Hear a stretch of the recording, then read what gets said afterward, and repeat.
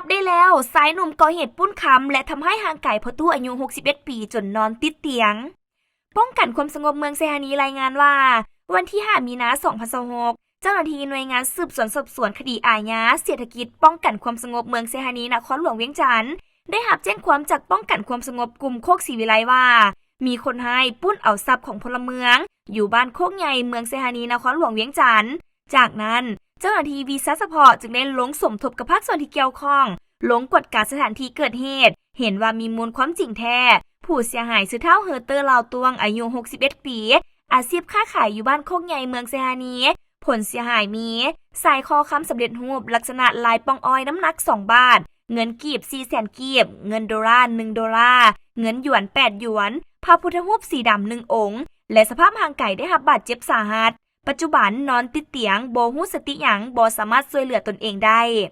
ภายหลังกวดกาเก็บกำข้อมูลหลักฐานอย่างละเอียดมาฮอดวันที่4เมษายน2026เจ้าหน้าที่กองบัญชาการป้องกันความสงบเมืองเซฮานีจึงสามารถจับตัวเป้าหมายก่อเหตุได้ซื้อเท้าสายคำสุริยาวงศ์หรือบุญมีมาสอบสวนและดำเนินคดีตามขั้นตอนของกฎหมายผ่านการสอบสวนผู้เกี่ยวรับสารภาพว่าผู้เกี่ยวเคยถูกตัดอิสรภาพในข้อหาการลิ่นการพนันที่ต้องห้ามการทำให้ห่างกายการลักทรัพย์พลเมืองและการตัวหนีออกจากค่ายคุมขังดัดสร้างและในท้ายเดือนธันวาคมปี2025ได้มาเฮ็ดเวียกเป็นกรรมกรก่อสร้างอยู่บริษัทแห่งหนึ่งอยู่บ้านโศกน้อยเมืองเซเสถานครหลวงเวียงจันทน์และผู้เกี่ยวเคยแวะซื้อเครื่องดื่มอยู่ห้านขายเครื่องเท้าเฮอเตอร์ลาวตวงอยู่บ้านโคกใหญ่เมืองเซฮานีหลายเทื่อ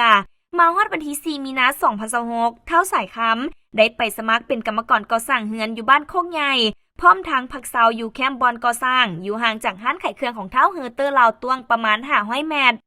เมื่อต่อมาวันที่5มีนาคม2026เวลา 12 โมงผู้เกี่ยวได้ออกไปซื้อเครื่องใช้ส่วนตัวอยู่ห้านเท้าเฮอเตอร์ลาวตวงพอไปฮอดหน้าประตูทางเข้าแนมเห็นเท้าเฮอเตอร์ลาวตวงนอนอยู่และก็เห็นใส่คอค้ำเมื่อแนมเห็นแนวนั้นผู้เกี่ยวเกิดมีแนวคิดอยากได้ทรัพย์ก็คืออยากได้ใส่คอค้ำของเท้าเฮอเตอร์ลาวตวงจึงได้สังเกตบริเวณอ้อมเฮือนแต่บ่เห็นมีคนอยู่เฮือนเมื่อเห็นว่ามีเงื่อนไขและโอกาสผู้เกี่ยวจึงได้ลงมือก่อเหตุด้วยการใส่ก้อนหินใหญ่ไปตีใส่บริเวณงอนเบื้องขวาของเท้าเฮอเตอร์ลาวตวงประมาณ 2-3 บาทเห็นให้เท้าเฮอเตอร์ลาวตวงสลบจากนั้นผู้เกี่ยวได้ปลดเอาใส่คอค้ำพร้อมด้วยกี้ผ้าและกระเป๋าเงินแล้วเอาตัวหลบหนีไปอยู่แขวงจำปาสักส่วนใส่คอค้ำก็ได้เอาไปขายอยู่ห้านขายค้ำแต่บ่จื้อซื้อห้านแล้วได้เงินมา60 ล้านกีบจากนั้นแล้วก็เอาเงินไปซื้อโทรศัพท์ยี่ห้อซัมซุง1 หน่วยราคา2 ล้านกีบซื้อคำน้ำหนัก2 สลึง27.8 ล้านกีบซื้อเครื่องนุ่งและเครื่องใช้ส่วนตัว5 ล้านกีบส่วนที่เหลือใช้จ่ายลิ้นกินฟุ่มเฟือยหมดตกมาฮอดวันที่4เมษายน2026เจ้าหน้าที่วีซ่าเฉพาะป้องกันความสงบเมืองเซฮานีนครหลวงเวียงจันทน์ได้ประสานสมทบกับเจ้าหน้าที่วีซ่าเฉพาะแขวงจำปาสักเพื่อนำจับตัวมาสอบสวนและดำเนินคดีตามกฎหมาย